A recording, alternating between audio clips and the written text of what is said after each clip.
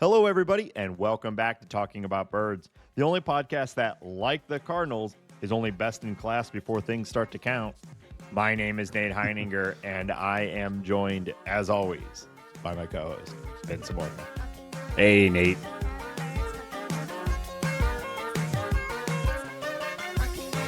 If you have an idea for an opening bit, text or leave us a voicemail at 848-48-BIRDS. And thank you to the listener who submitted that one. I did not submit a name with it. If you do send us a opening bit and you would like your name included, please include it on the message. But otherwise, whoever you are, wherever you are, thank you for submitting that. They sent it before the start of the season. So with the Cardinals' pretty good start to the year, you know, it's not exactly relevant, but I think we get what they're saying. So thank you to whoever you are that sent that in. Wow. Hambone, I've got a mixture of emotions right now because obviously, one, I'm incredibly excited about baseball started. I've watched baseball starting. I've watched so much baseball in the last week. Like, Oh, yeah. it has been the predominant thing that I've been doing. But I'm also a little sad, and that's because about an hour before we started recording, it was announced that the Savannah Bananas, who I was going to see on Friday night, have postponed their trip to St. Louis due to some inclement weather. Right. Yeah. So we're actually, as we record right now, we are under a tornado watch. The Wednesday game seems to be starting, but I'm not expecting it to go all the way through because we're in storm watch all week. It's kind of surprised the Bananas canceled so far in advance, but I guess they have to get all the way out here, and it sure seems like it's going to be pretty rainy that day. Yeah, But, I mean, they're like a traveling circus. They get their one shot, and how big of a bummer would it be to have that rained out? Yeah, I get it. Nate? Do you get it? No, in fact, I don't. Okay. The disappointing, the real disappointing thing though for me is that it's been postponed till July, and when they are coming is a period where I'm going to be out of town. Wow. So it's like I am doomed to not see the Bananas. First, I didn't get tickets. Then, I had a friend come in and save me and get me tickets. And then now it's been postponed to a day that I'm not going to be able to go. So, well, hey, they still have not done the drawing for the Bananas playing at Coors. Maybe we can save you here somehow. Maybe we can figure this out still. I think you should hold out hope. Maybe you can come visit your dear friend. My Steve? cats. I'm referencing my Okay. cats. Yeah. And see some banana baseball. Steven, not Steve. I was really struggling to think of the name of anyone else in Colorado. Yeah, it's hard. It's hard, man. Well, ones that I actually like. Right. Maybe, I guess Mary. Yeah, there's some good ones out here. There's a couple. Your cats and Mary. Yeah. Wow. But yeah, it's been a good week. Other than that, baseball is on. The deeply disappointing offseason for the St. Louis Cardinals is over, and we actually have some pretty good baseball to talk about, all things considered. We do. Hop on that bandwagon, baby. I know. But before we get into that, the real talk of the week, the real we normally do league news at the end of the episode, but how do we not start this episode by not talking about the torpedo bats? Torpedo bats.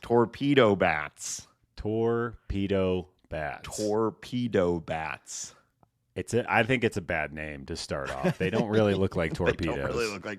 I thought the same thing. I can't think of a better name. So to be fair to whoever coined torpedo bat, but it's not. They look very... like bowling pins. Okay. They look like bowling pins. I don't think bowling pin. Obviously, torpedo bat sounds cooler because torpedoes are cool. Yeah. But they look like bowling pins. Yeah. Top 3 bomb type for sure. Oh, hell yeah. Yeah. Torpedoes. They be swimming, bro. They be swimming. What do you like better, a depth charge or a torpedo? I think there's classics, about the depth charge, and the fact that they can just sit there forever, and you might stumble across them while you're spelunking in an underwater cave. That's scary. But torpedoes, baby, they be swimming. Let's go. They do be swimming. I like a cannonball too. I'm trying to think of other aquatic based, a cannonball fired from a ship to another one. Sure. Yeah. What about a cannonball bat? That's good too. I do think so I was looking it up. There is a regulation to the width of the bat, of I can't remember what it is, but I was looking at the rule book a couple of days ago because I was thinking why don't they just make a stick with a huge ball on the end of it and swing it around like a mace? But there is a rule against that. The regulations are really funny. It's they can only be a certain length. They can only be certain colors. It has to be smooth, and it can only be a certain width. Other than that, you can pretty much do whatever you want. Yeah, I've had a couple thoughts about this whole thing. One of them was I'm surprised. You want to quickly explain the torpedo bat in case somebody has been living under a baseball rock and doesn't know what this is? Yeah, so essentially the Yankees bowling pin bat analyzed some of their players' swings and figured out exactly where they're most likely where they're making contact with the ball. And forever teams have been centralizing right in the center of the bat, right? Right in the meat of the bat, right? But the Yankees found that at least some of their players are making more contact closer to where the label is, which is closer to your hands than you would think. Right. And they've basically, in their words, moved some of the wood behind the label, essentially making it far denser there. They adjusted some of the girth from the tip closer to the base. Yeah. Yeah. So it's supposed to be a torpedo. I don't like you using the word girth. Yeah, you really just let that slide. I was surprised by that. Well, the way you delivered it, you were fishing, and I was gonna walk right past it, but here I am. So yeah, you got one on the line. Sorry. Yeah. So that they've made it more dense in areas where the player is more likely to hit the ball. And it seems pretty obvious. In hindsight, that was one of my initial takeaways. First thought was how has nobody thought of this before? Right. Yeah, exactly. The game has been min-maxed to such an extreme degree to this point. The fact that the bat hadn't had this happen to it yet was pretty surprising. But then I was thinking, well, there certainly has been tinkering. Remember the puck craze of a couple years ago? The axe handle has happened. Yeah, people countersink the ends of the bats to keep the length but subtract some weight. Yeah, there's all kinds of little things that have been done. So this has been happening for a while. It's just this one, and then timed with a complete Yankee outburst. Of was it 8 or 9 home runs in that one game? Right. Flew this story to the center of everything. People how can they do this? It's illegal or whatever. And since then we've learned only a couple players are actually using it. Aaron Judge not being one of those guys, and he had 3 home runs that day. So I think it was kind of just I think if the Cardinals were all doing this, people wouldn't be a big story. But the Yankees, they are only 4 games into the season, and they have a 430 isolated slugging right now. The next highest team, which is the Dodgers, has a 249. They are just destroying baseballs right now. They really are, and also Volpe play in a fake ballpark. Well, Volpe is one of the guys that is using it, and he's always had some pop, but he's got, I think, either 3 or 4 home runs already to start the season, which is far outpaces his traditional power output. Right. So we'll see. I mean, it certainly makes sense. If a player, if you can get bats designed to that degree where the player typically makes contact on this part of the bat rather than this part of the bat, let's reinforce this side.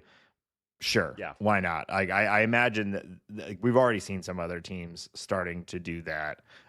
Is it exactly what's leading to this outburst with the Yankees, or is it just random occurrences, group randomly, or whatever the thing is? It's a power hitting team. Randomly, yeah. Yeah, random X cluster randomly, or is it they're a power hitting team with a like little league style ballpark in some capacity. Like, did you see the Austin Wells home run, the very first home run of the season? Well, the first regular season, not Tokyo, I guess is what I'm trying to say. He hit it. The only stadium in baseball that it's a home run is Yankee Stadium, right? I also think what's being lost here is that you have Nestor Cortez throwing up 90-mile-per-hour meatballs just right in the middle of the plate to one of the better home run hitting teams in baseball, irrelevant to what bat they're using. As a Cardinal fan, that was particularly exciting to watch. 3 pitches, 3 home runs. Brewers pitching looks really bad to start the season. But I'm all for this bowling pin bat thing that's happening. I think that it makes sense. I cannot believe that it's a good idea when it's 40 seconds after hearing it explained. You're like, how have we not been doing this since the 90s? Like, how has this not been a thing? The thing that I've been most surprised by is the fact that people like Anthony Volpe and whoever else is adopting this bat can make it to the big leagues while not primarily hitting the ball on the barrel of the bat that they've used their entire life. Like, how have you... It seems like, to me, if you are good enough to become a major league hitter, you have been barreling balls up your whole life. That's the strangest part to me. But I do wonder... They are figuring this out. And maybe this answer's out here. I haven't like done deep research on the torpedo bat or anything, but like I'm wondering if the thought process here is like, well, they're going to get their barrels, and the barrel of the bat is pretty good already. It's this portion of the bat that is not, when you make contact with it, it's not the best. So let's reinforce right there. So when they do make contact there, it's a better result, and the barrel's fine. We don't need to like improve the barrel, would be my guess. Yeah, basically what I saw, like the company that's making the bats, there was like an interview with the Louisville Slugger guy, and he was positing the idea that like this actually isn't going to make more homers. It's going to turn pop-ups and ground balls into solidly hit balls. That's the big change. I think really though, that guy doesn't know what he's talking about. I don't think any of the players know what they're talking about. I think we're going to need a full season of data to actually really even understand what's going on here. And I will say, our mutual friend Johnny, he texted me, who's a casual baseball fan. This like torpedo bats like hit all of the sports world, which I thought was interesting. I think mostly because people want to think the Yankees are cheating, and that's fun to think. Yeah. But, Johnny and I were texting about this, and I think the idea of like, even if it adds 1 mile per hour exit velocity, or if it improves you 1%, if you have 650 plate appearances and you are Anthony Volpe or Paul Goldschmidt, that's probably a real change. That's, what is 1 mile per exit velocity equal on distance? That can turn outs into home runs. That can make your season, decently better and improve your numbers. It makes all the sense in the world. I'm curious to see if any Cardinals decide to adopt this. If any, if the Cardinals even have the available hitting data and metrics to make these types of decisions. We don't really know. We saw that in that Twins series, Jeffers was using one. Yeah. So this isn't like hidden tech from the Yankees. This is known. I am also surprised that no other reporter other than Michael Kay, the play-by-play announcer for the Yankees, was able to break this story. But I mean, you look at the bats, and if you look at them at home plate, it's really hard to tell until you see it like a still image of it zoomed in, and you're like, oh yeah, that looks like a bowling pin. It's a little chunkier there. Yeah. I thought the same thing, and I really think like had the Yankees not hit like 9 home runs that game, the same game that the story kind of breaks about those bats, this becomes more of like a novelty, like, oh, let's see how this works. Like the axe handle, right? Like, and the puck and all that versus what is happening now, which is like, should this be banned? Like an immediate rejection of it. Every team in baseball is probably ordering torpedo bats for every player just to like, okay, we got to get on this right now.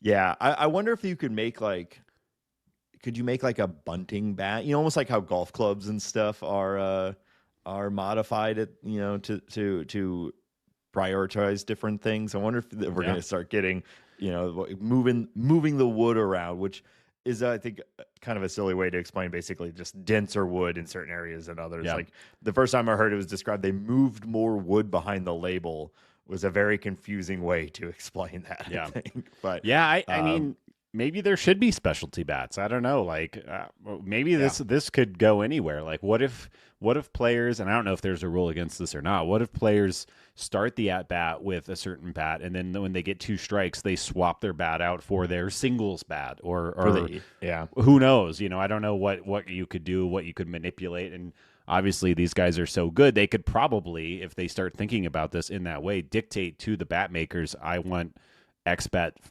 for X situation. I think maybe we'll see a little revolution in the way this is handled. Yeah, or none of it's really going to matter, because I cannot imagine that this is the first. Well, I mean, even think back to the corked bats of the 90s, that whole thing. Like we've known, like the bat, you can modify the bat to have an impact. I think obviously we have newer technology and better understanding of players' approaches and their tendencies and things like that. But I'd just be really surprised if there's that much modification that's available. Yeah, I mean, I okay, I see what you're saying. I was going to say, I think that this will catch. I don't think that the torpedo bat is going to be a flash in the pan. I do think that this is something that's going to stick around. But yeah, I agree. Like, how much more room is there left to do? I think that's hard to say because obviously this was just sitting out there and nobody had thought about it for 150 years until here. But I don't know. It's very interesting. I also think it's kind of cool that, like every advancement has been for the pitcher, all of these like spin metrics and all these, all the pitch data that comes out, and batters finally get something that maybe might be a little code breaker, a little code cracker for them. I don't know. We'll see. Yeah, I'm certainly here for it. I love this sort of stuff. Like, I was not when I first heard about this, I was not immediately like, oh, fuck the Yankees, ban this shit. I'm like, oh, cool. Like, all right, let's start getting, I know there's a lot of regulation around bats. So you can't start getting super wacky with it, but I want to see like curly Q bats and like wacky going up there with like a scythe shaped bat, because like just make it as weird and really, Nate. Really, that's what you want to see? Yeah, get some like a Seussical bat, you know what I mean? Like, okay, yeah, that's what they should do. I'm just saying, I think it would be fun. Okay? Yeah, it would be fun. That's what they should do. I'm agreeing with you. Thank you. I can tell your sincerity. All right, let's talk about the Cardinals. The first week of play is done.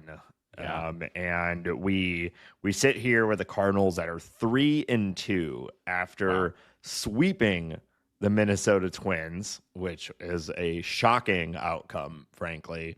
And then true Cardinal fashion, losing 2 of 3 against the Angels. We are currently awaiting, or I don't know. We're recording right now as I don't know the status of the current game, but they're trying to avoid a sweep from the Los Angeles Angels.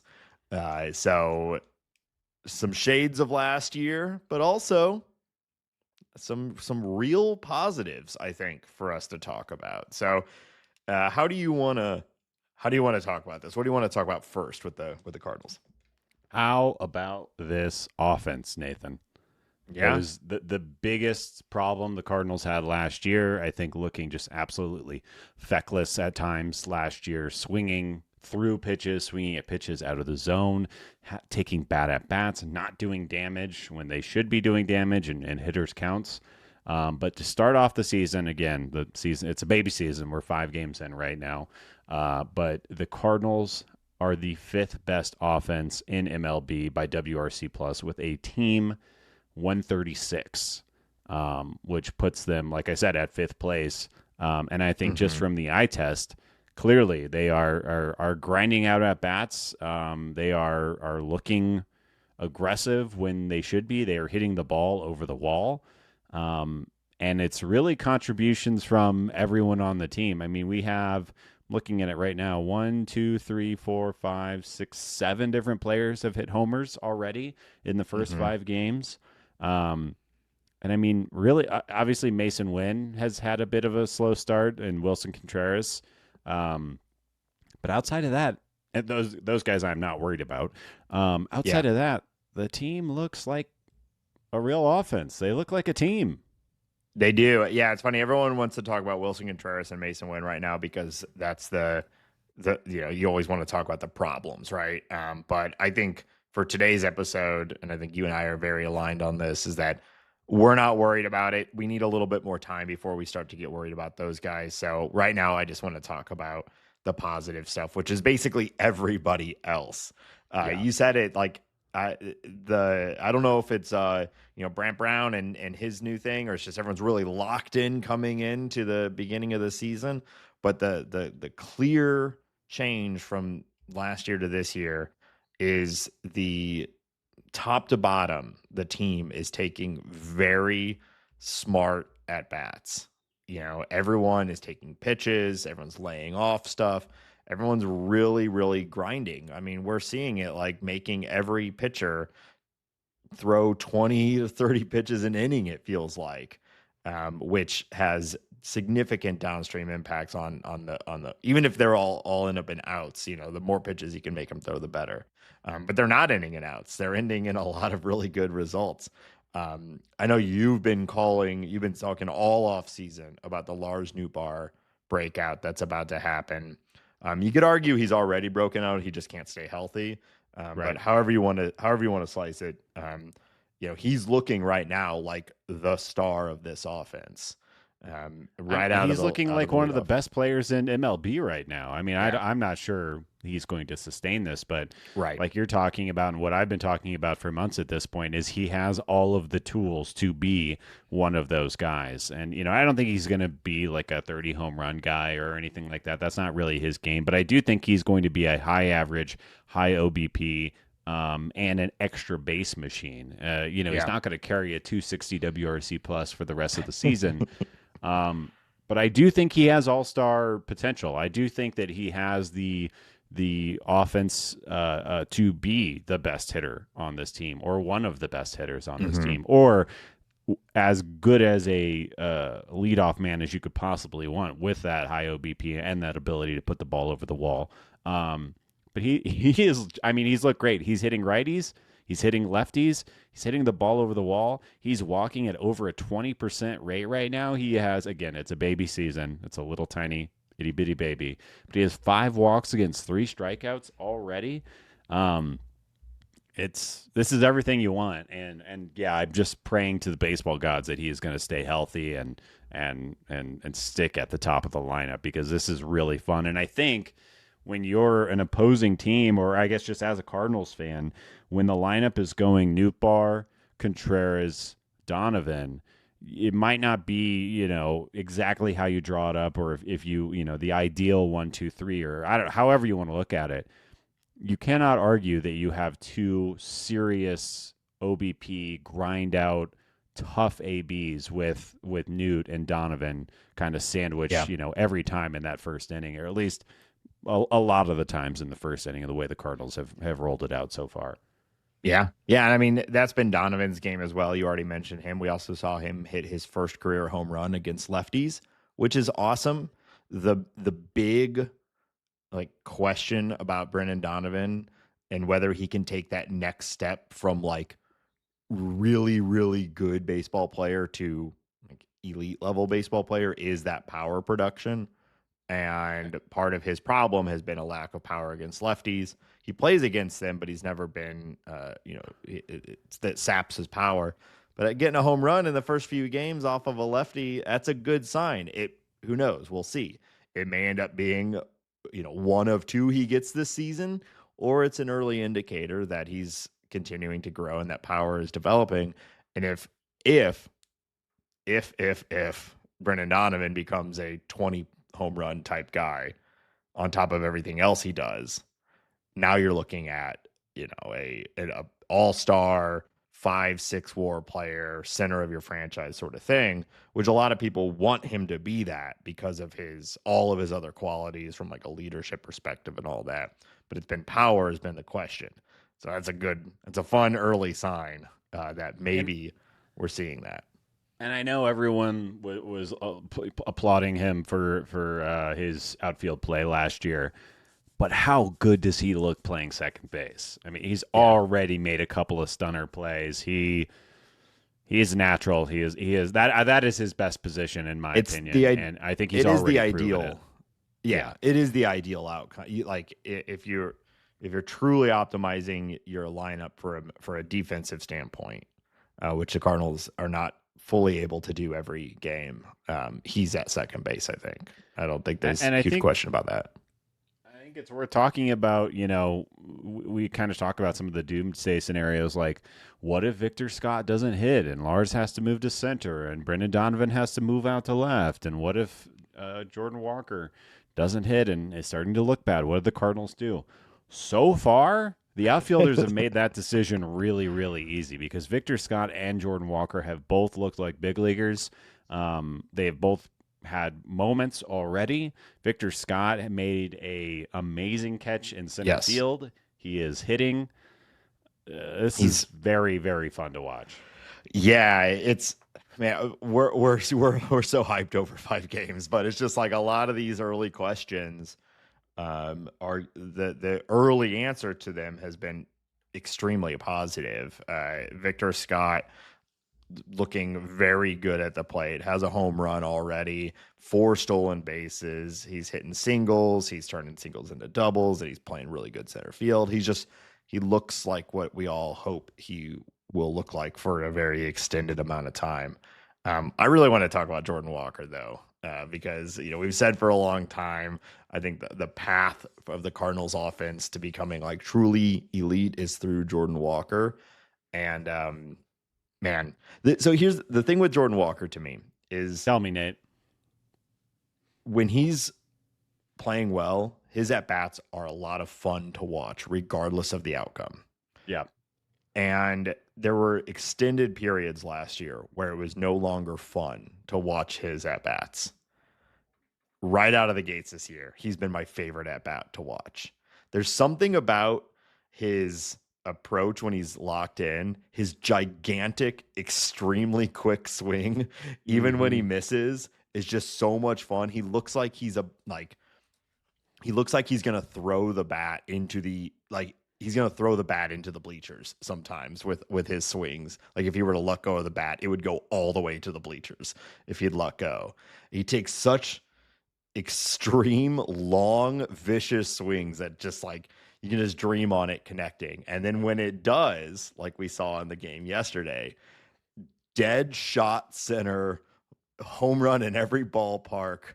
Was a 419 foot, like 108 off the bat. He had 111 off the bat. He had 116 in the opening game of the season. He's drawing walks when he's not making great contact. Definitely still a little bit of a ground ball issue probably, but when you hit the ball 110 miles per hour, a lot of those ground balls get through. He's just looking great. And I think that, it looks like that sometimes, but his launch angle so far this year is 14.2 degrees, which was the highest of his career, his professional career. Yeah. So he is getting the ball in the air a little bit more. That being said, I think he's kind of like, the way I see it is he's hitting the ball where it's pitched. That home run that he hit was basically center cut, top of the zone, maybe even a little out of the zone. And what did he do? He hit it, like you just said, 400 and something feet, dead center. He hit that ball exactly where it was pitched. I think all he needs to do is not swing at bad pitches and make hard contact, and everything else, the world will fall into Jordan Walker's lap if he just sticks to that. And the Cardinals and Brant Brown and whoever else to just let him focus on making hard contact and laying off of bad pitches.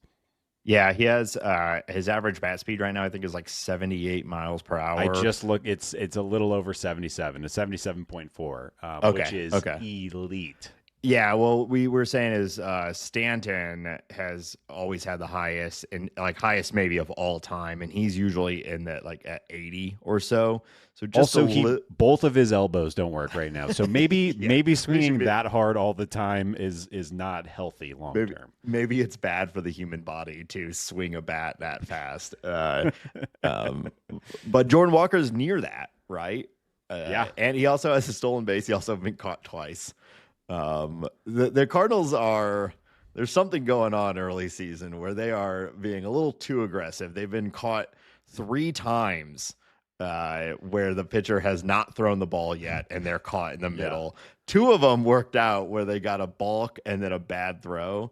But clearly they're really testing the limits right now, figuring out how quickly they can make those jumps. I assume they'll figure it out, but I can't remember a time that I've seen 3 times where a pitcher has just caught someone by stepping off. No, I know Ali Marmol was saying like in the offseason that the Cardinals, because they were in deficits, they were taken out of their game and they want to be more aggressive on the base paths.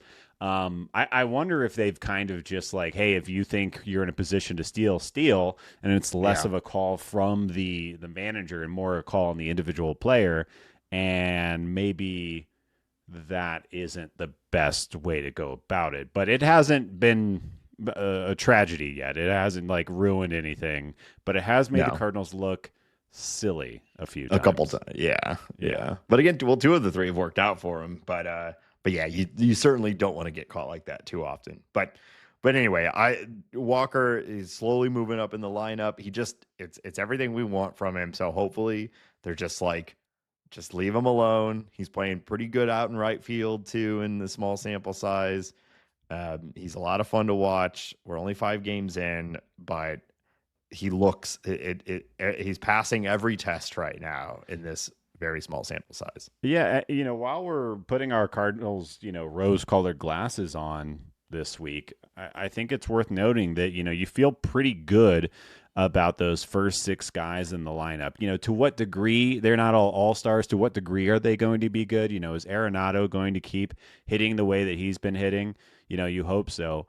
But if you have a Cardinals team whose 7, 8, and 9 hitters are Walker, Scott, and Winn, and the amount of potential those players have, this lineup could be maybe not a top 5 offense, but a very good offense. Could be. I also think that we could expect, some regression because these are young guys and the league will adjust and so on and so forth. But the ceiling is high. Yeah.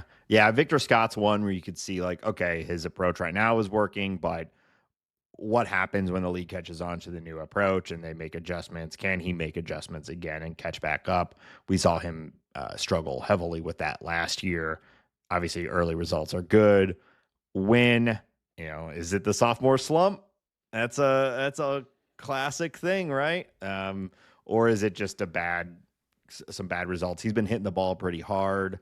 There was a big question going around after the first Angels game when the game was on the line and Nolan Gorman's on the bench. He had a huge game in his first game, and Marmol chose to keep Winn in rather than pinch hit him for Nolan Gorman. I think you can argue either way ultimately, and Ali said this himself in a later interview that Winn's approach has looked fine. He's hit the ball hard. He wants to trust in his guy and give him that shot.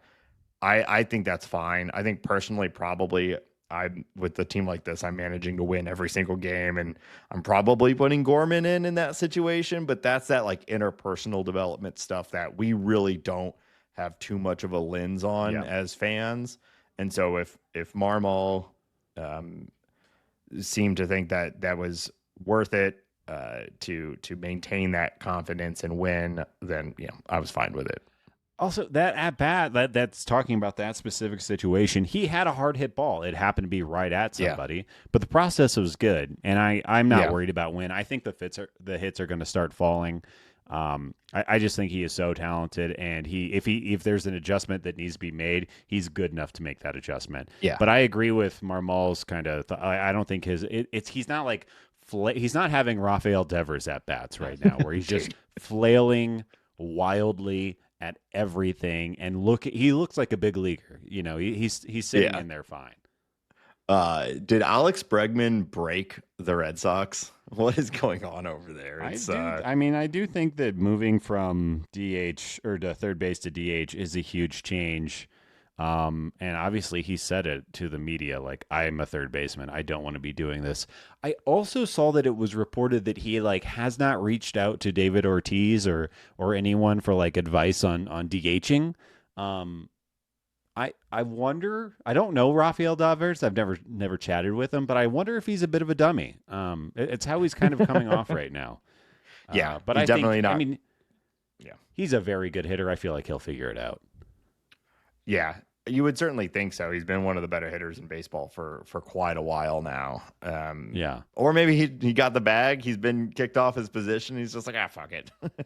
I was listening to, because I'm a sicko. I was listening to some Boston sports radio this morning because they were talking about Rafi Devers, and they're calling him fat. They're calling him out of shape. They're saying that he looks like Babe Ruth, but in a bad way. I mean, they are grilling this man.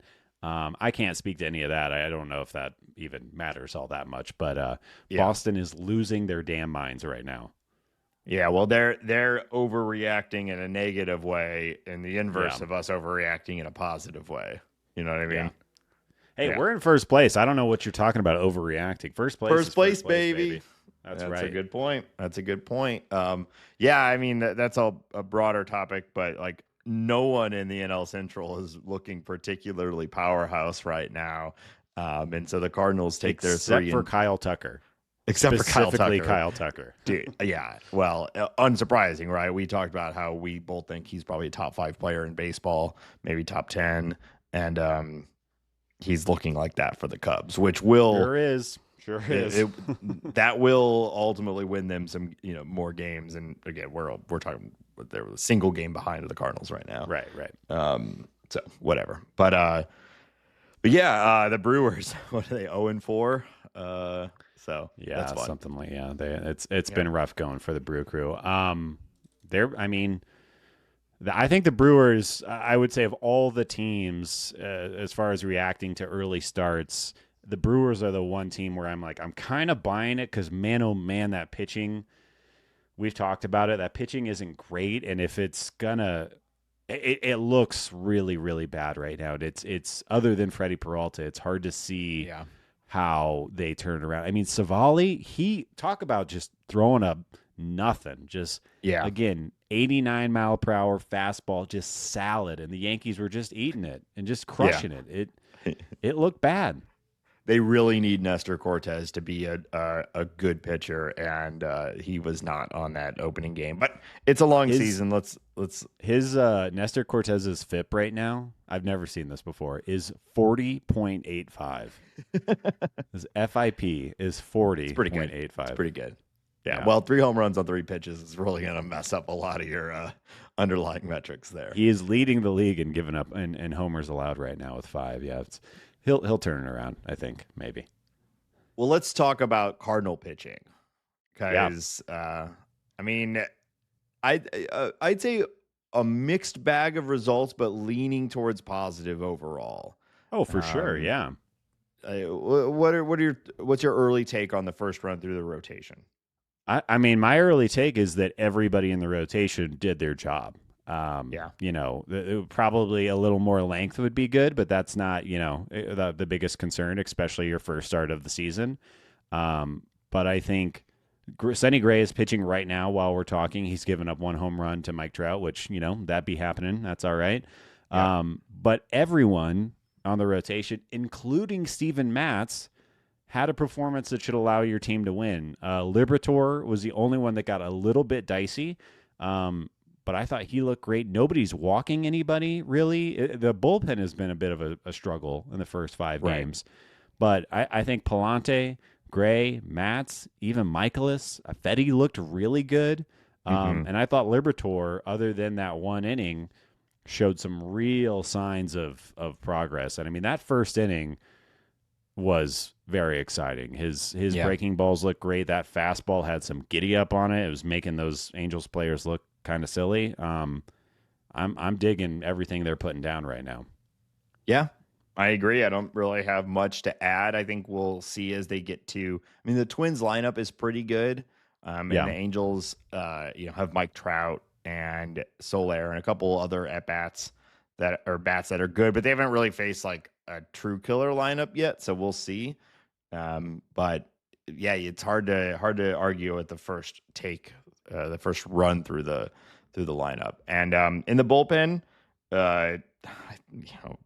Helsley sure looks locked in right out of the gates. Oh my God. He looks better than, I mean, it's only a couple of games. He's pitched 3 games. But he looks better than last year. He looks I don't know, that breaking ball looks nasty. That fastball is obviously that fastball.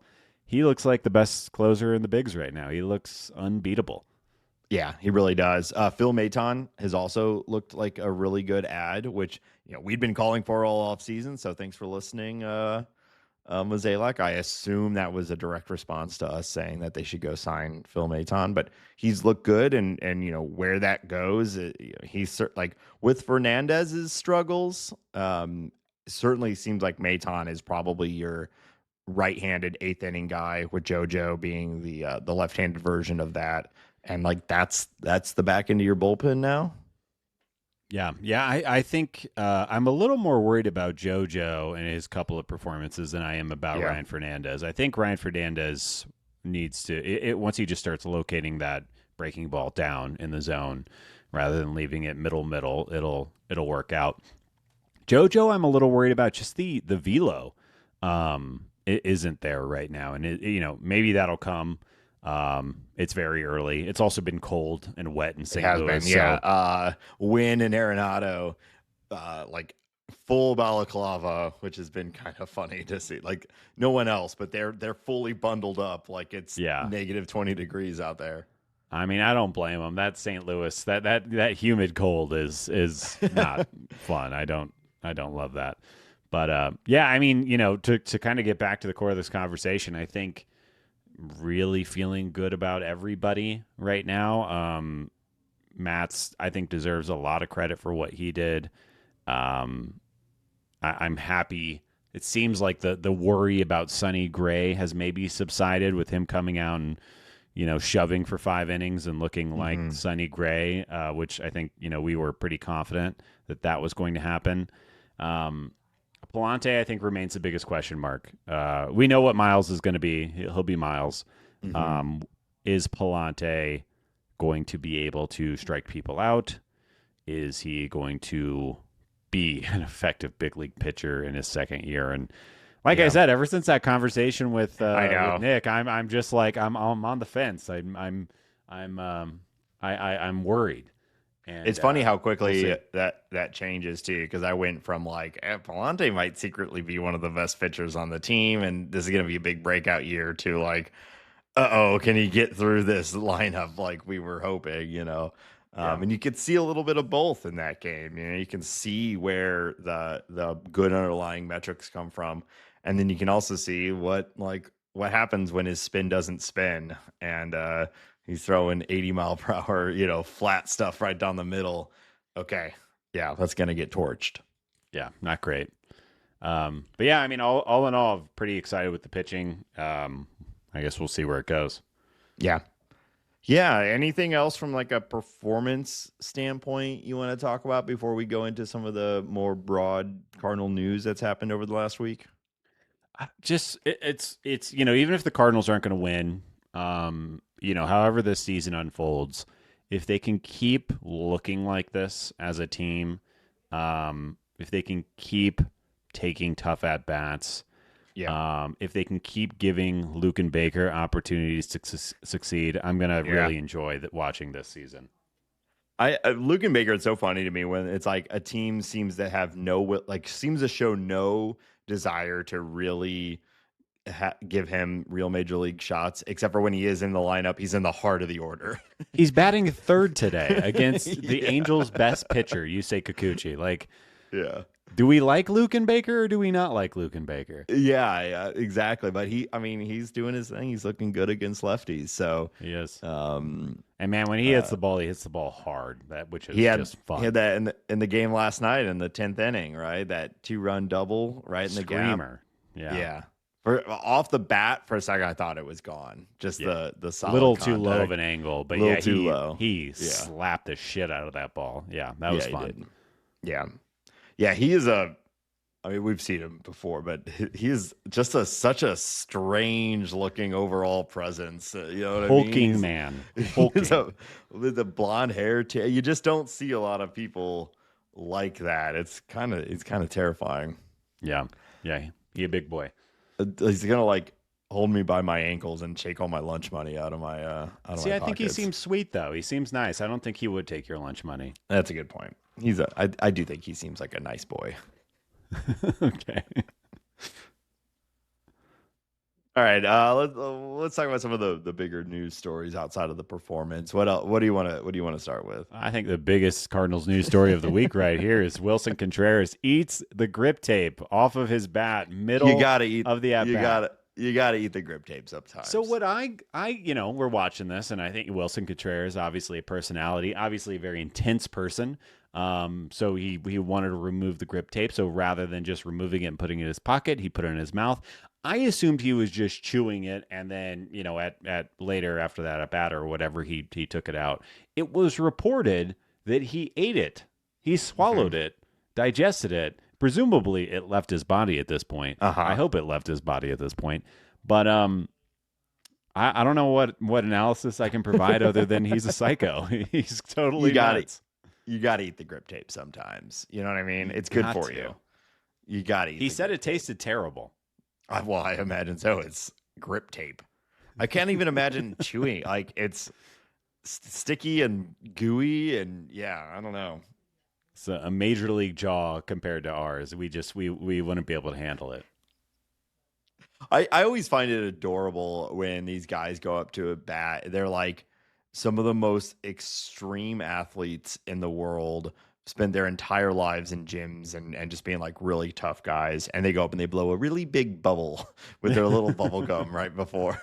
Just I don't know if maybe there's other sports that this happens, and I know maybe some individual sports like golf or something, but the fact that this guy's about to take a 99-mile-per-hour pitch right by his head, and right before that just gonna blow a big little bubble and just chew my little bubble gum. I feel like we saw somebody hit a home run in the past couple of years with a bubble in their mouth, but I can't recall if that actually happened or if I just wish it happened. Imagine Wilson trying to blow a bubble with the grip tape. Just spits out. That would have been pretty intimidating if he'd spit out a bunch of grip tape right before the pitch. Yeah. Do you think maybe some digestive issues are responsible for his not having a hit on the season yet right now? He's a little gummed up. Yeah, Wilson, we found a significant blockage in your lower intestines. How long has this been going on? How long have you been eating this? Was that his first time eating grip tape? I don't think so. It can't be the first time. These are the questions that Jimmy the Cat needs to get him ask. Get him in there. Yeah. Maybe there's is that a performance enhancing sort of thing? Oh God, yeah. What if he gets pinged in a test for that? That'd be rough. Your insides are sticky. All right. Another thing that's been getting a little bit of play this week, I've seen Derek Gould and some others talk about it, is that the crowd the other night of 21,206 purchased tickets at Busch Stadium was by a significant margin the smallest full capacity crowd in ballpark history. Nate, what are your thoughts on this? If the Cardinals organization was surprised at all by this, then they're not paying attention. What do you expect? We're having a lot of fun with the start of this season, but when your team is bad for 2 years and you make no effort to improve it, who's paying the extreme prices now to go to a game when it's cold in St. Louis and you're not expecting the team to be good? I'm I totally understand any level of fan, but especially like a casual fan, like why would you spend the money and time and effort to go to a game when the team has very blatantly made it clear they're not trying to field a super competitive team right now? So I think that's what it comes down to. I think the fact, like, so you and I, I'm also a part-time Rockies fan. I've been supporting a completely worthless organization for over a decade now. So it's a different thing. But I think when the team comes out and says this is not a competitive year, or this is a retooling year or whatever, I agree with you. I think that probably your average baseball fan, your 8 out of 10 baseball fans that you ask, they're like, well, why am I going to go if they're not trying to win? Like, again, I would be going if I lived in St. Louis. I would be at the ballpark, but I just like being at the ballpark for ballpark's sake. I don't think everybody's like that. They want to go and see a win. They want to go and see a star player, which the Cardinals, we have Arenado, we have Sonny Gray. I'm not sure if those guys are really filling seats. There's no legacy players, which I think kind of buoyed the Cardinals up for a few years. Yeah. Kind of, it's not surprising. And, maybe the Cardinals' young players can get people excited. Maybe Jordan Walker can get butts in seats if he continues, what he's doing right now. But I agree, this is the way it's going to be. Yeah. And I mean, to be fair to the Cardinals or to like St. Louis fans, like, 21,000, 22,000, there's a lot of teams that would kill for that turnout right now. So it's not like nobody's showing up, but obviously for Cardinal history, this is really, really low. It does look weird watching it on TV. Like, I'm not used to seeing that many empty seats. Yeah, and what really stands out to me in the broadcast is when you have a full crowd, you really can't hear like individuals very well. But when you have a way less attended crowd, you can hear individuals screaming way more. And so just hearing like someone in the game last night was screaming every pitch that he thought Ryan Johnson, the Angels, young guy that's been in a bunch of the games, they were screaming like what he should throw, and you could hear it clear as day on the broadcast. Which is kind of fun. But yeah, I mean, if the Cardinals were expecting anything other than this, then they're fools. We have unlimited options to use our what little expendable income a lot of people have. And if you are purposefully not putting out a competitive product, then why would anyone bother to go?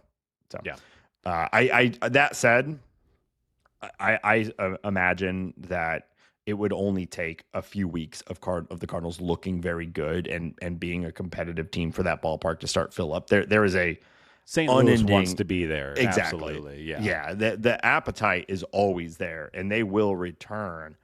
Just got to have something to root for, Yeah. And this first week is maybe giving us a little hope that there will be something to root for this year. But I mean, if you're John Mozeliak and the DeWitts, you could not have been happier by what's happened this first week from a performance standpoint. So, yeah, we'll see what happens.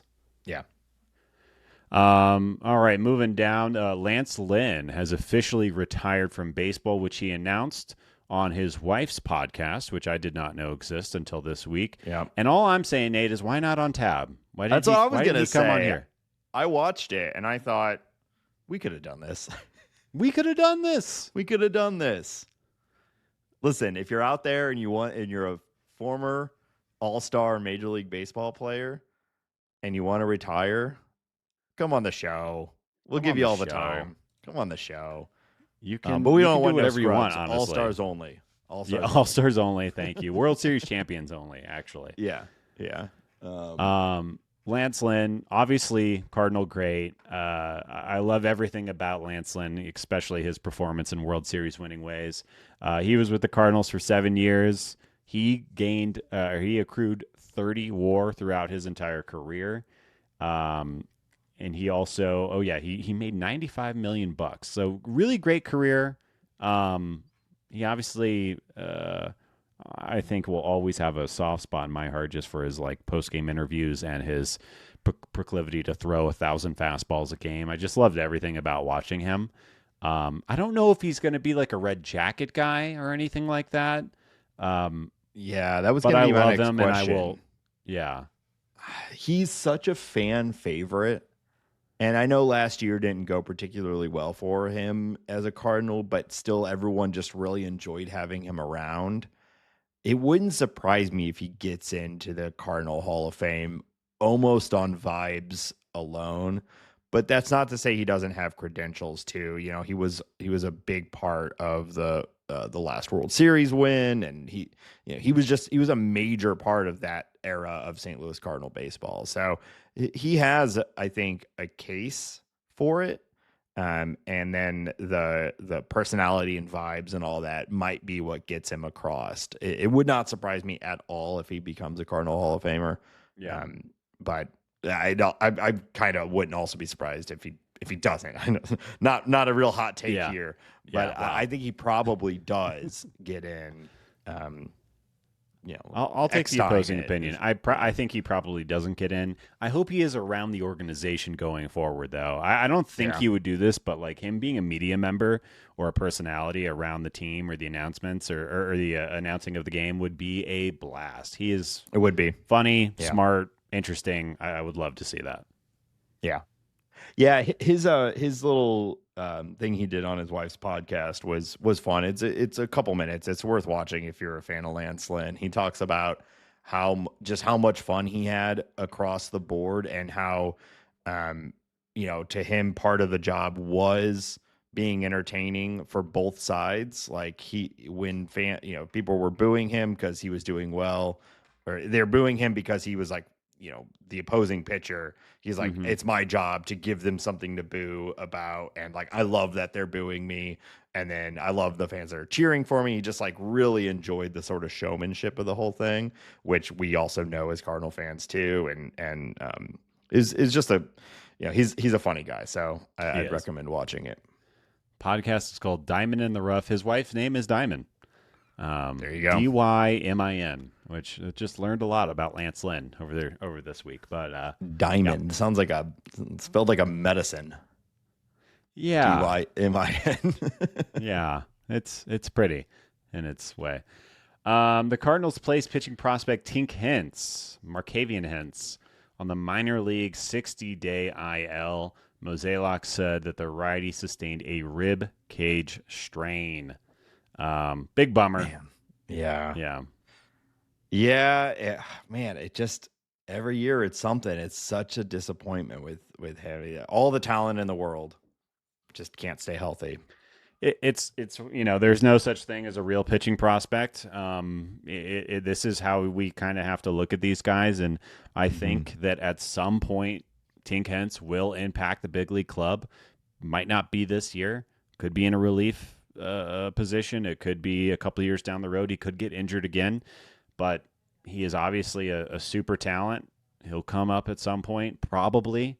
But you really, really have to be patient, and you really can never be too excited about a pitching prospect. That's all I think about when I read something like this.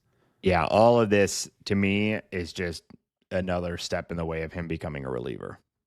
Could be. We obviously he has the talent to be a starting pitcher, but sometimes the body just, the bullpens around baseball are stocked with high talented starters who couldn't stay healthy long enough to do a full season of starting. If he's the heir to what Helsley's doing, I mean, that's not the worst thing in the world. But it is obviously just the fact that Tink isn't pitching for the next 2 months and potentially longer is a huge bummer. Yeah, I agree. All right. I think that's all the Cardinals news. I did want to ask Nate, biggest takeaway for you from this first week of baseball? Anything you'd like to point out? I'll kind of repeat my overarching point here is that this team has been fun to watch, which was really uncertain at times, if that would be the case. And I'm hopeful that they maintain that. Even the losses have been fun. And that's mostly coming from their approach at the plate. So they need to maintain that. And I think the team will be fun to watch. And I think we'll get generally good results if they can maintain that approach at the plate. Yeah. Yeah. It's been fun. Yeah. All right, well, we're going to talk about more news from around the league and do a little bit more prediction games. But before we do that, we want to remind everybody that this show is listener supported on Patreon.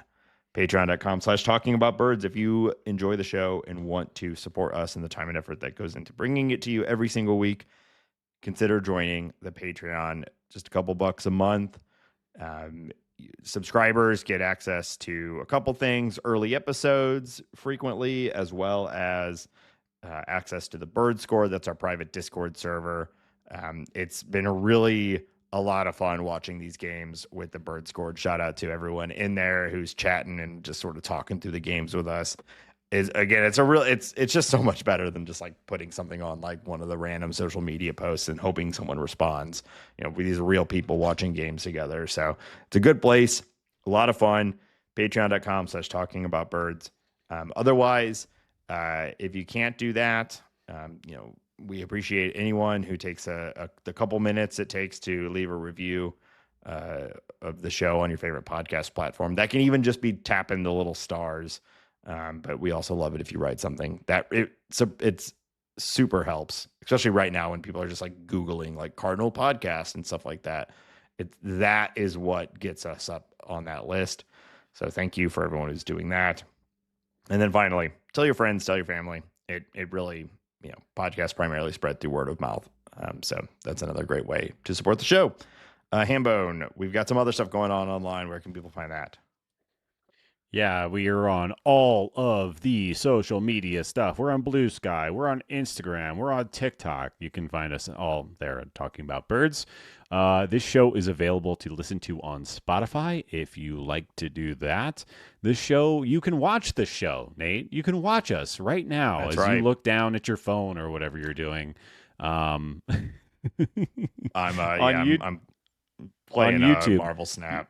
Yeah, I figured. You could also listen to the show on YouTube if you like to do that. You can find all the podcast information, T-shirts, everything is available at talkingaboutbirds.com. Of course, you can email us questions or thoughts or threats, anything at all, to talkaboutbirds@gmail.com. And of course, you can call us and leave a voicemail at 848-48-BIRDS, 848-482-4737. That's right, 848-48-BIRDS. What I was looking at, Hambone, is that Sonny Gray has 6 strikeouts through 3 2/3. I know, Nate. I'm watching the game in another window. And Mike Trout just lined out. So Sonny Gray, he's only got 49 pitches, 6 strikeouts. Pretty good. Remember when people were worried about Sonny Gray? I wasn't. People were, though. Yeah. Darn it. All right. So Cardinals have an off day on Thursday, and then we'll head to Fenway to play against the aforementioned Boston Red Sox. Yeah. We already kind of talked about Devers. I think we both expect him to turn it back around, but hopefully not this week as the Cardinals head out there. Boston should be a good team, but I don't know what do we expect to see from them. Yeah, weekend? They should be, but they are currently 1-4. They're in the bottom of the AL East right now. Their best player is I cannot remember a player of his quality performing this bad. I honestly, how often do players even have periods like this, regardless of their all-star ranking? He has been. Let's see. He's got 23 plate appearances and 15 strikeouts. 0 hits right now. At one point, it was like 11 at-bats and 10 strikeouts or something like that. He struck out in his first, I think, 10 at-bats to start the season. Really, really bad. Really bad. That being said, Jarren Duran is still a very good player. Alex Bregman and Tristan Casas are good players who haven't really gotten hot or gotten going yet. Christian Campbell, who is their young superstar prospect, has had a really nice start to the season. Yeah. He's gonna be good. He's already good. I think they were talking about an extension with this kid. Like they're he is the future of second base and just of Red Sox stardom. So there are other good players on the team, but they just have not really been looking good right now. It looks like the Cardinals are going to get Walker Buehler, Richard Fitz, and Sean Newcomb. I think Buehler and Fitz are two guys Dick that you Fitz.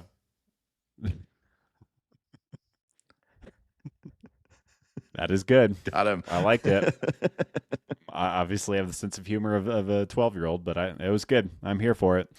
So the Cardinals have a tough assignment in front of them, but they are missing Crochet and Houck, so yeah, that's pretty good. But it just needs to be said they've stumbled out of the gates, and it could be a way for the Cardinals to kind of go up there and steal 2 wins from a team that's just not really going yet. A lot of people have the Red Sox winning the AL East. Mm-hmm. Right now, that looks impossible, but it's a long season, and I'm sure they will get going at some point. Yeah, that should be a very good offense, and that pitching staff is good, but we're missing. Crochet, one of the best pitchers in baseball, if not like the best. And Houck's pretty good himself. Buehler is the big question mark. Not a great first start. Obviously, has a track or has a pedigree behind him, but really hasn't been because of injury and ineffectiveness. Hasn't really been a successful big league starter for a while now. But anybody with that ceiling, you never know when it could turn on and he suddenly have a dominant game. The Red Sox, they've had some good recent history of getting the most out of pitchers. I think that hopefully it doesn't happen this weekend. Mm-hmm. But I do think it would not be surprising to me to see Walker Buehler have a nice year with the Red Sox. Yeah, I agree. Yeah, we talked about him as a potential before we realized the Cardinals were going to do 0 moves this offseason. I know we thought about Buehler as an interesting bounce back candidate for the Cardinals. Wouldn't it have been cool if the Cardinals brought in a guy for 1 year that maybe they had a good year and they traded halfway through the season to get some prospects or a player? But Phil Maton. We're not doing that. Yeah, Phil Maton, he could be a piece. He could be. That slider slurve sweeper is looking nasty so far. Mm-hmm. Mm-hmm. After that, the Cardinals continue their road trip to beautiful PNC Park to face the Pittsburgh Pirates, who we just did like a whole NL Central coverage about them, and they've got some of the best pitching in baseball, but the offense we just don't know yet. It's kind of what it's looking like already. Do you have who? It's always hard when it's like almost a full week out to project the starting pitching, but we would expect it probably to get back around to the top of the rotation. Right now it's looking like so the Pirates are running a 6-man rotation for various reasons, but it looks like they're going to get Paul Skeens in the 3rd game of that series, which I'm sure is what everybody wants to see. I'm obviously just watching Paul Skeens pitch is fun, even when it's against the Cardinals. I know. I'm always torn on that. It's the same thing with like Crochet, where it's like I'm glad the Cardinals are not facing him, but just as a broader fan of baseball, those are the games that I watch all the way through, and so I'm like kind of excited to see a full Paul Skeens game, even though I'm terrified about it as a Cardinal fan. Yeah, he's pretty good though, Paul Skeens. And unless something changes, it seems very likely that he will at least pitch 1 game against, or of course only pitch 1 game, but be a part of that series right now. And outside of that, I think it should be noted that the Pirates are also a last place team as of right now. They are 1-5. I watched a lot of that series with the Marlins, and there is just no offense right now. Mm-hmm. They are not hitting the ball, and they are playing sloppy defense. So we'll see if that continues for them. But 2 last place teams this weekend and starting next week. Hopefully that goes really well for the Cardinals. Yeah, I agree. And it's always just fun to play the Pirates, and PNC really is beautiful. So it truly is beautiful. Wow. All right. League news. There's been a few stories, a lot of extensions this week. Yeah, must be nice, right? If you're a team that is extending your good young players. But first thing I want to talk about is that Jurickson Profar, the big offseason signing for the Atlanta Braves, receives an 80-game PED suspension. And as a reminder to everyone, this means that he will also be ineligible for any postseason play, which even though the Braves have really had a rough start, they haven't won a game yet, I expect them to make the playoffs somehow. And this is a player that's not going to be there for them no matter what happens. Yeah, well, it certainly makes his sudden breakout last year make a little bit more sense if that's truly what he was doing. There's always a big question about what were they taking? Why were they taking it? What's the actual impact of this stuff? But it is really interesting when you see a guy have a breakout. I mean, breakout's relative, but he had a big year last year. He did. And then immediately after basically is popped for PEDs and is suspended. So are they directly correlated or not? I don't know. We'll find out. But he still got paid, Nathan. So it's always worth it to cheat if you're going to cheat. And it should also be noted that unlike other players, he did not knowingly take this drug. But Nate, remember I believe him. Do you believe him? Okay. I believe that he did not knowingly take this drug. Who was and the he guy? Would never knowingly take this drug. Of course he would not. No, you're right. Why would I ever doubt him? Who was the guy who got popped and then hired that firm to create a fake website to make it look like he got tricked by a website? Oh, God. I forget who it was. But do you remember what I'm talking about? Like, was it Melky Cabrera? It might have been Melky Cabrera. Yeah, he had them create a product website that that made it look like what he bought and all of that, and it was all fake. Yeah, no one's ever done that though. The Jurickson Profar, I believe him. You know what? I believe him too. Why not? Yeah. Sucks to suck. But sucks your point before, I've said that same thing. Like with the current punishment rules in baseball compared to the benefits of these things, like I'm still surprised we don't see it happening more often. Let it ride, baby. Yeah, get that bag. Extreme generational wealth for an 80-game suspension. Who cares? I mean, you want to talk about principles and all of that, but like, I don't know. You're not a Hall of Fame level player, so Jurickson Profar, he got $42 million. Yeah. That's gonna buy a lot of cookies. Sure will, buddy. All right. We already talked about Garrett Crochet. He is getting a 6-year, $170 million extension after about 150 innings of quality baseball. If you can, it's great work if you can get it. He is locked up. He is a Red Sox. Good for him. Yeah, I really do. I do think he's legit. His stuff is legit. I do honestly think he's one of the best starters, if not like top 3 pitchers in baseball right now. So definitely the skill set is there. Little surprised at such a so early and so much when they still have team control. But if he stays healthy and does this for another year or two, then the Red Sox also probably save themselves hundreds of millions of dollars too. So this is definitely a win-win for both sides probably, but it's certainly a win for Crochet to throw not even really a full season of baseball and makes $170 million. Not bad. Yeah, this isn't one of those where you're like, oh, well, he took a $40 million deal. If you just risked it for 5 years, he could have made 170, like, sign me up. Yeah. You can't say no to that. Yeah. In other extension news, the Padres extend Jackson Merrill $135 million for 9 years. He has escalators that can max this out to 204. This one, I would say there probably is a decent hometown discount or a decent early extension discount.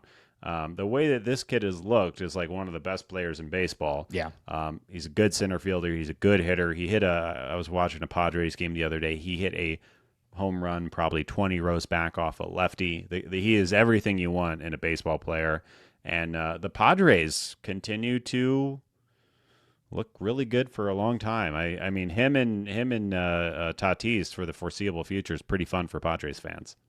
Yeah, and Merrill is a good testament to their scouting and developing team too, because out of the draft, like people liked Merrill, but he was not anywhere near sort of the top ranks of from that draft class, and he's seemingly might be the best out of that class. I can't remember the exact year, and it was just 2 years ago. I can't think of who else was in there, but like you know, he they targeted him and turned him into what he is now. So pretty awesome. And yeah, that's probably a discount, but he is also this is more in line where it's like he's only played one full year and just got a significant amount of money. And with those escalators, which he probably will hit, I don't think it's probably not gonna feel like it wasn't a lot of money, He'll be fine. He'll be fine. Yeah. I just think this isn't like a Ozzy Albies deal or even a Ronald Acuna deal, but you just think that this will probably look really good for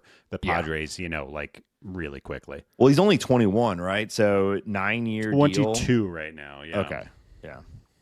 So he'll hit free agency at 31 or so. Yeah. Another extension. The Diamondbacks, they look good, don't they? Have announced that they have agreed to a 5-year contract extension with right-hander Brandon Pfaadt. He is guaranteed $45 million.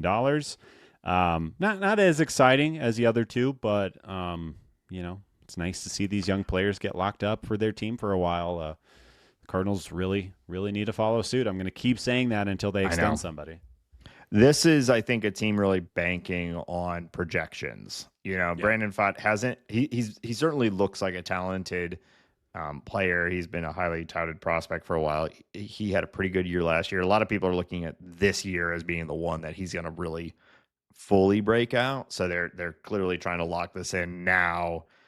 When the breakout does happen, this looks like a great deal.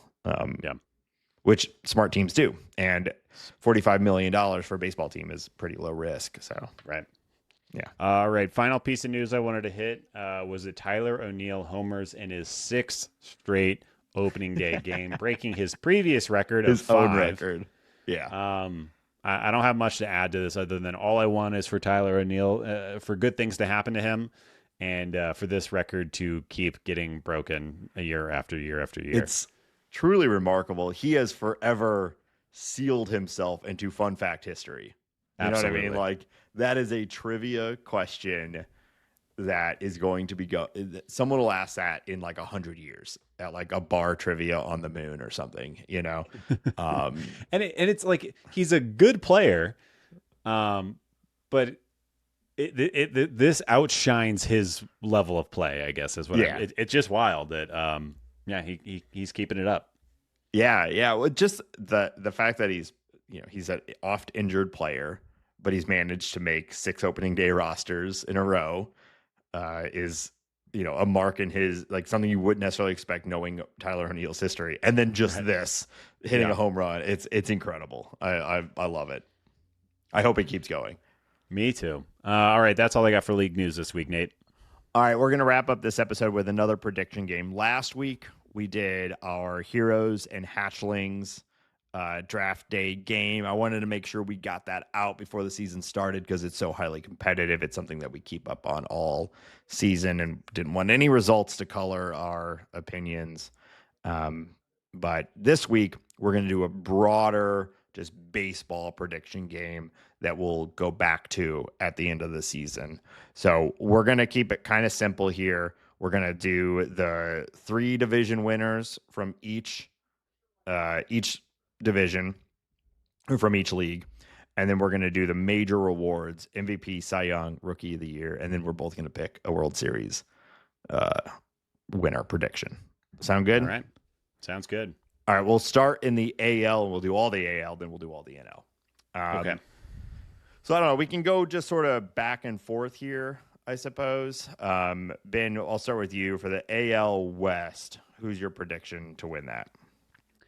I want to go Seattle, I just don't think that they have the offense to do it, even though Rosarena has started nicely. I'm going to have to go with the Rangers. I think the Rangers make the most sense. They have a crazy offense. DeGrom is going to have an amazing year for them. I'll give me the Rangers. Yeah. I don't want us to just do the same pick for all of them, but to start this one, I also have the Rangers. So I'm going to pick the Rangers as well. For the East, I will start. Maybe this is being colored by the start of the season, but I'm going to give it to the Yankees. Oh, okay. I there's another choice that I think is maybe a little more obvious. That maybe I'll leave to you if you take it. But I don't know. I just think that the Yankees have enough offense. I'm a big believer in Dominguez, who just hit his first bomb, and compared with him and Judge, and I think Ben Rice is also really good, and is going to be an improvement over Giancarlo for them. And I think that he'll just be their DH for the rest of the year probably. So and Goldie's looked great for them hitting leadoff. So he has. Losing Cole hurts, but I think they have such a good offense that I think they're going to make it work. So I'm going to go with the Yankees. Yeah, I think, I think this is a tough one because there's no great team in this division. Yeah. I really, really like the Tampa Bay Rays pitching staff. Like, if they can stay healthy, really like them. But I think the odds of those guys staying healthy, they have the downside of being in that ballpark, which I do think is going to cause them issues. I'm not going to go with them. So then it comes to Baltimore and Boston. I like both of these teams a lot. I think probably the smart money is to go with Boston, but I want to pick Baltimore because I think Grayson Rodriguez is going to come back and look nice. Gunnar Henderson is days away from coming up. Kobe Mayo could be coming up. Jackson Holiday is going to have a nice year this year. They just have so many good young players. Adley Rutschman is already looking good. Yeah, Rutschman's looked good. This was the team that to me, it was between the Yankees and the Orioles.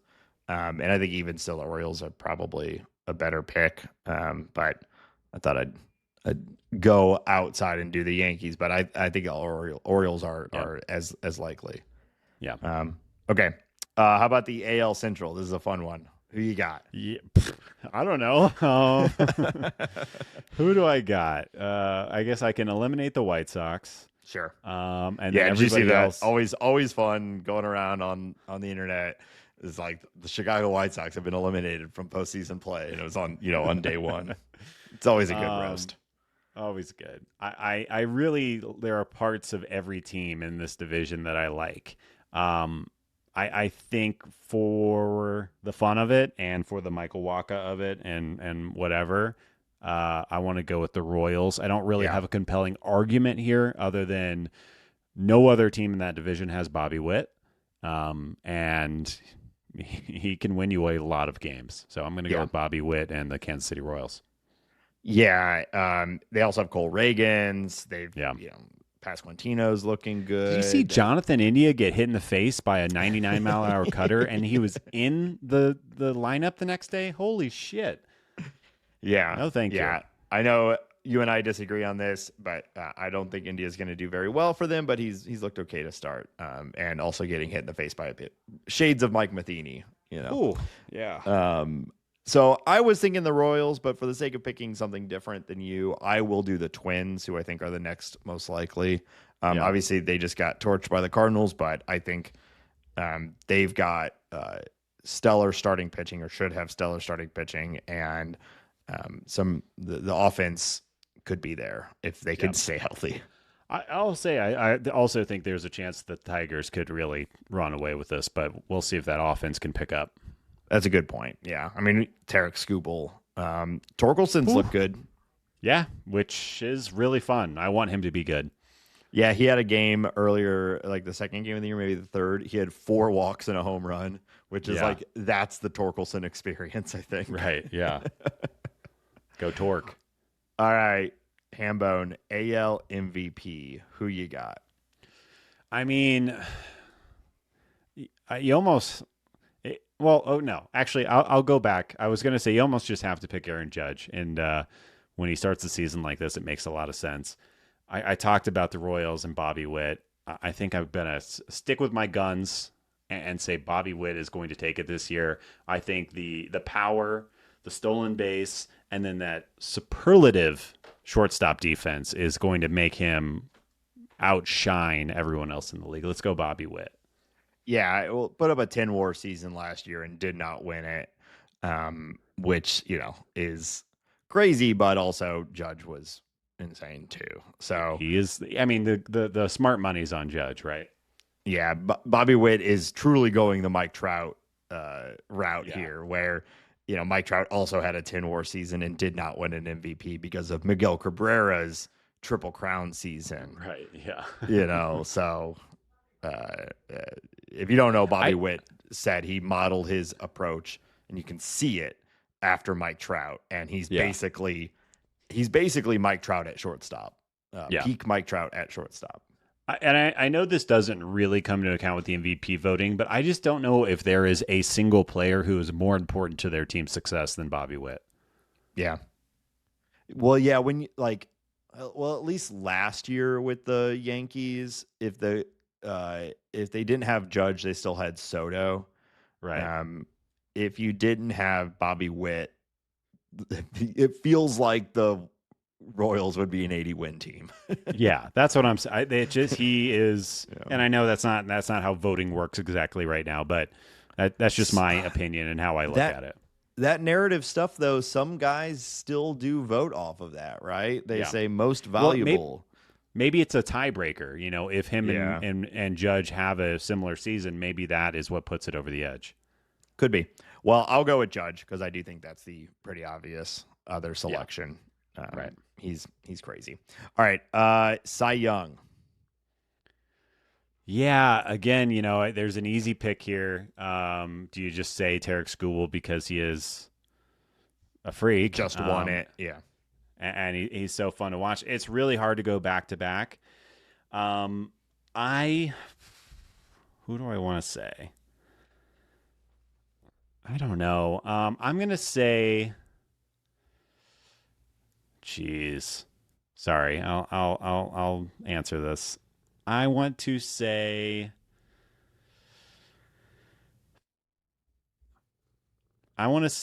George Kirby. Kirby, okay. Even with I'm going to go Kirby. You go Kirby. That is not the Mariners pitcher I would pick if I was picking a Mariners pitcher. I like Logan Gilbert too. I like Luis Castillo as well. Yeah. I'm going to go Kirby, making the jump, and I also mostly just don't want to make a boring pick, so I'm going with George Kirby. That's fair. He's starting the season kind of hurt though, but should be okay. A Cy Young winner is only going to have probably 150 to 160 innings anyways, so that's true. That's where we're at. I'm going to pick Garrett Crochet. So neither of us will pick the incumbent, but I've talked enough about how good I think Crochet is this year, or this episode. So I'll lock him in as my Cy Young pick. All right, Rookie of the Year. I will go first on this one. Interesting. Well, you just had to go first twice. I was trying to make it balanced here. There's two guys that I'm really torn on. I like them both in the AL East. I am going to go with Christian Campbell. Okay. I like that. He's a good baseball player. Yep. Who you got? Part of me wants to say Roman Anthony. Yeah. But I do think it's easier to go with a guy who's in the big leagues right now, just a little more predictable, because Roman Anthony's counting on somebody either being ineffective or hurt for the Bo Sox. So I would like to say Jackson Jobe for the Tigers. Okay. That's a fun starting one. Pitcher. I just think his stuff is so good. He had an okay first start against the Mariners the other day. Yeah. See what he does. But I'm going Jackson Jobe. He's an interesting one because he has everything you want in a starting pitcher. He's like 6'7", crazy pitch mix. His secondaries are elite. Everything about him makes you think he's going to be a future, all-star level pitcher. Can he keep the command? Yeah. He's got a high walk rate, which we've seen that's been the path for a lot of good pitchers over the years. Come into the league with a high walk rate, get it under control, and dominate. Can he get it under control? And for your case in this moment, will he do it this year, or will it be a year or two down? And I'll say who I'm rooting for is Alan Roden to run away with this. Sure, yeah, that's a spring breakout, makes the club, doing pretty well. Love it. Great walk rate. Yeah. The other guy I was thinking of is Jason Dominguez, who I'm also a big fan of. Yeah. I think he has a clear pathway to playing. He plays in a fake ballpark. He'll get a bunch of home runs. Is the defense good enough? Yeah. But yeah, we'll see. Okay. Moving into the NL. NL West. Who you got, Hambone? Since we're having fun here, there are two undefeated teams in baseball right now, Nate.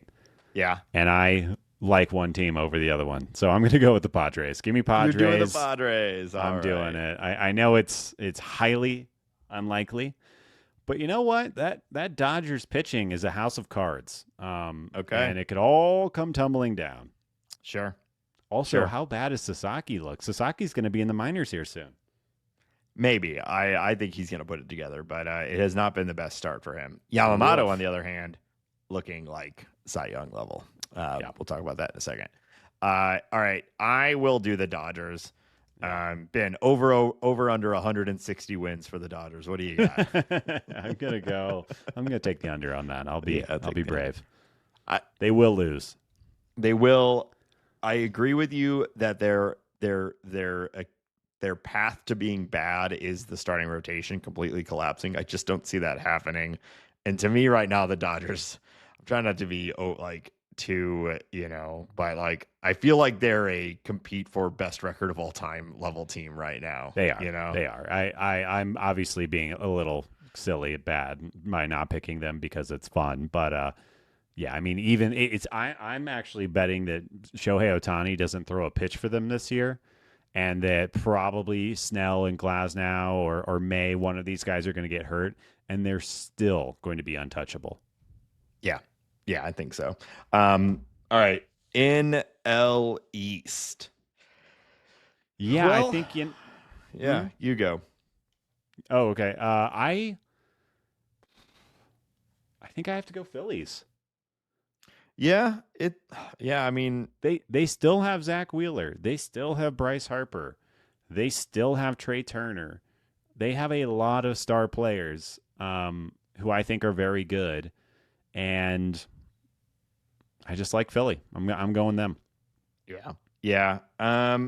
So I agree with you. I think they probably are the favorite. And just to go different, even though these are the opposite of my favorite, I'll go Mets. I think that between Soto and Lindor, they've got the team to do it. It's just, will they be the Mets, the classic Mets, and and the whole thing fall apart through some bizarre series of circumstances? Yeah. Or can they put it together? A huge question for them is how many innings can Kodai Senga pitch? He looks good. So far, he looks really good. I was watching that Ghost Fork game he had the other day, and I think he got like 7 strikeouts on the Ghost Fork alone. Yeah, he's fun. Not if bad. He can stay healthy. Yeah. All right, last one. Saved it for last. Ben, who you got for the NL Central? Ugh, God, I hate all these teams. They're all bad. They're all flawed. None of them are good. Do you see Brady Singer's new pitch, Nate? You watching that? I did. I was wondering if you were going to bring him up. He may end up being a perfectly reasonable number 3 for the Cincinnati Reds. Yeah. I like that team. I like the Cubbies. Like I said, I have a lot of concerns about the Brewers to start off right now. I think I'll put my money on the Chicago Cubs. I have a lot of question marks about them too, but they have a really good defense up the middle. Really good defense up the middle. And I think they have enough ceiling and Kyle Tuckerness to win this division this year. It's a reasonable guess. Reasonable choice. It's a bad one, and you're a fool. Yeah. Thank you. I've been accused of being a homer before. Oh no. Oh no. And that accusation is absolutely true. Cardinals, baby, they're winning the NL Central. All right. Put it on the board. Okay. Hey, I love it. I love it. It's a Cardinal podcast. What are we doing? Yeah. No, I'm with you. Let's go. Let's go. All right. NL MVP. Who you got? I think you're going to hate this one. I'm not sure why, but I think you're going to hate it. I'm going Elly De La Cruz is winning that MVP. I like that one. You know I love Elly De La Cruz. I thought you might have wanted to take it. Oh, I see. Yeah. He certainly has an MVP in him at some point. It seems inevitable. Will it be this year? If he's so, going 50-50, Nate. He's going 50-50. I think he's more like a 30-80 kind of, like an Acuna from a few years ago kind of season, so. more than 50 home runs. I think he strikes out still too much to get 50 home runs, but 30. He's also a good shortstop, which I feel like is under talked about. He also wears like 3 chains, which is like way better that's 3 more than almost all of the rest of the league. Yeah, he's fun. He's awesome. I love him. Yeah. All right. There's a wide open field here for NL MVP. There's a lot of fun guys. Part of me wants to pick Tatis. He's looked good out of the gates. We know he's got it in him. Juan Soto, I think, is a pretty easy pick as well. Merrill, maybe a dark horse pick. Corbin Carroll. Lindor, Mookie Betts. Yeah, there's a lot of fun ones. There's this guy is better than the AL right now. There is, and while this is not somehow this is not a fun pick. There's this little guy. There's this one guy. Yeah. You may have heard of him before. He might be the single greatest baseball player of all time, and has won 3 of these things in the last 4 years. Yep. Yeah, I'm gonna go ahead and pick a little guy named Shohei Ohtani as my choice for NL MVP. Not bad. I don't hate it. Yeah. Cy Young. I'll go first. You've been going first a bunch. I think Zach Wheeler puts it together. Not even puts it together, just gets it done this year. Wins it. He's been one of the best pitchers in the NL for quite a while. And he kind of keeps having like random fluky, like Chris Sales last year, so I think Zach Wheeler wins it this year. I think Paul Skeens is that dude. Yeah. I just think he's as good as it gets. I'm giving it to him. Yeah, but he's gonna win a Cy Young and have his record will be like 7-12 or something. It'll be like it was Felix Hernandez if like 15 years ago at this point, but it was a big deal that he won it with only like 11 or 12 wins. And right. Yeah. Like people were like, there was riots in the streets and stuff. People eating horse shit on the street. That's Philly. All right. Rookie of the year, NL. Who you got? I don't know. Now, this one does not feel like a slam dunk to me. Like I said, I don't believe in Roki Sasaki. He's going to the minors. This kid can't even throw a pitch to save his life. He doesn't know where it's going. So then it kind of takes me to an uninspiring group of players. Uninspiring is unfair. I'm going to go Dylan Cruz. I'm going to go Dylan Cruz because he's going to get 150 games played. He has all the runway in the world to figure it out. And he's, a highly touted prospect, and Nationals are pretty good at finishing those guys out. So I'm going to go with them. Yeah. Dylan Cruz is fun. I do think he is going to be really good, is probably already good enough to win it right now. The Sasaki, Matt Shaw is another one that, he is similar to Cruz. He's got the starting position. He's got the pedigree. He's got that sort of flashy, power speed combo that people love. So to me, it's either him or Roki. And I don't want to pick another Dodger. I don't want to pick a Cub though. Yeah. I'll do Matt Shaw. Matt Shaw is going to win the NL Rookie of the Year. That weird batting stance and everything. Yep. You want your feet facing the wrong way. That's what we're learning from Matt Shaw. Yeah, so you explode through when you turn around. Yep. Okay. World Series champions. Who you got? World Series matchup or just champions? We can do matchup. I think, Nathan. Yes. That your Texas Rangers are going to be playing my San Diego Padres. Wow. The Padres are going to win. Okay. Yeah, I just realized neither of us even mentioned the Guardians for the AL Central. I wonder. Yeah. All right. I'm not buying the Guardians this year. Maybe maybe something comes together.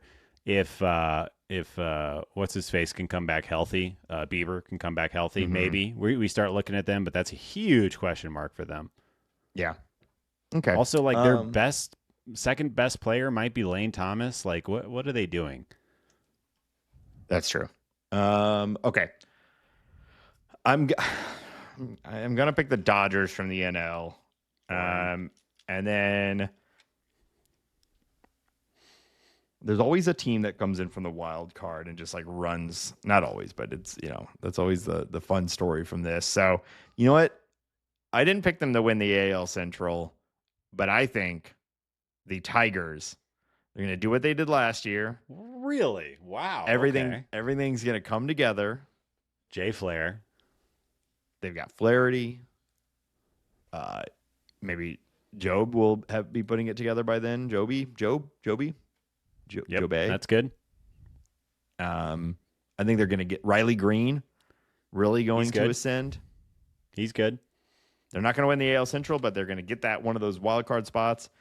Flaherty and Joby and all of them, they're going to put it together and they're going to run it up and they're going to lose to the Dodgers in the World Series. All right. Motor City Kitties, baby. Who'd you say is going to win? The Padres or the Rangers? I said Padres. Okay. Well, I'm not going to read all those back, but we've just did all of our picks. And so we'll check in on this somewhere around halfway into the season, and then at the end of the season we'll run through this. If you think we are fools for our picks, or you want to make your own picks and send them in to us, let us know. You can on all the various social medias or whatever. Like C70 did his own Heroes and Hatchlings draft off the players that we didn't pick and sent that in through the bird scores. So we're going to be tracking his along ours. So, if you want to play along in any of these games, we'd love it. So just reach out to us, send us in your picks, and we can keep track of them too. I think that's everything for this episode. Ben, it's been really good to talk actual baseball with you again. Oh my God, the off season is over. Thank God. Yes, this was great. And we'll be back next week. As always, check out all of the links to everything at talkingaboutbirds.com. And that's going to do it for this week's episode. Thanks, everybody. And until next week, go Cardinals. Wow. Go Birds.